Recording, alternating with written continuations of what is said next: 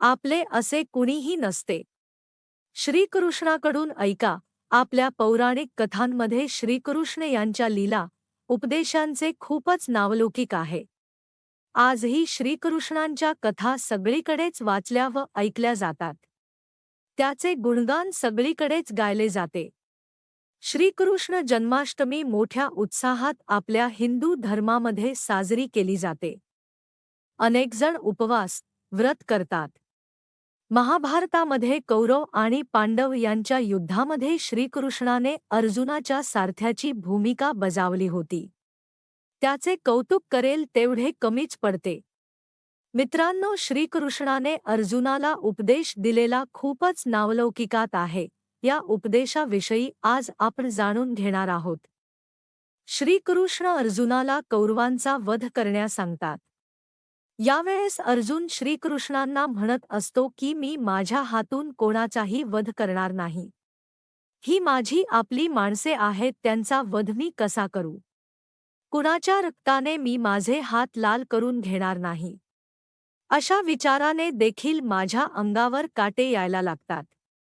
असा विचार देखील मी करू शकत नाही. मी माझ्या मित्र, बांधव यांचा वध कसा करू?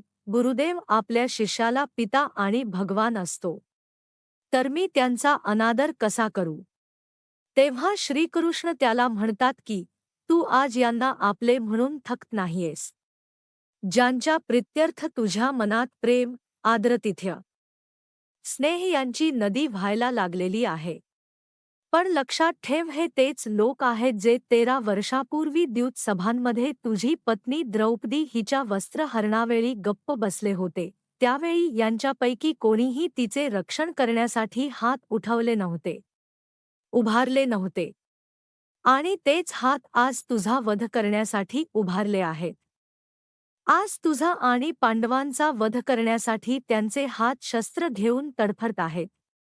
मग हेच तुझे आपले आहेत का, ज्यांच्यासाठी प्रेम आणि आदराची भावना व्यक्त करत आहेस? हे अर्जुन, तू यावेळेस कोणत्या लग्नसमारंभात नाहीस, तर तू युद्धभूमीवर उभा आहेस. ज्यांना तू आपले समजतो आहेस ते काही तुझा आदर, सन्मान करण्यासाठी उभे नाहीत, तर ते तुझा व भावांचे नाव आपल्या शस्त्रांवर लिहून आलेले आहेत. जे तुझा वध करण्यासाठी तयार आहेत, त्यांना तू आपले कसे मानू शकतोस? आणि जे तुझ्या बरोबर लढण्यासाठी, तुला मदत करण्यासाठी आले आहेत, मग ते कोण आहेत?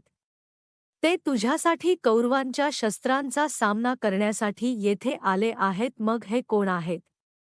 आणि तुझ्या समोर उभे आहेत ते तुझा करण्यासाठी आलेले आहेत. ते तुझे आपले कसे असू शकतात?